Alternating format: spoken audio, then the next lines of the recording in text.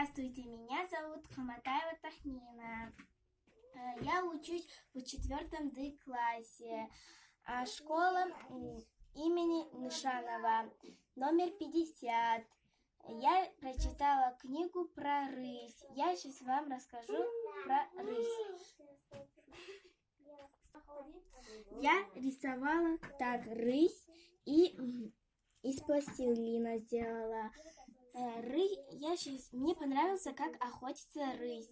Рысь подкрадывается к добыче очень бесшумно, потому что ее лапки пушистые. Они не издают ни звука. Когда она подбирается ближе и резко подпрыгивает и захватывает за добычу. Еще она прячется за кустами и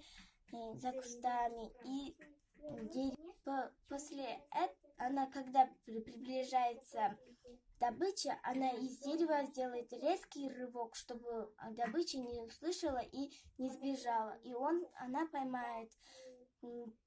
Если когда за ней охотится, нету нигде никаких деревьев. Если есть кактус, она вылазит за кактусов. Еще и у нее чувствительные уши и нос.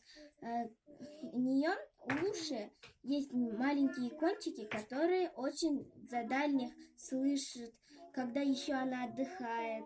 И нос очень чувствительный, она чувствует еще запах очень мощно.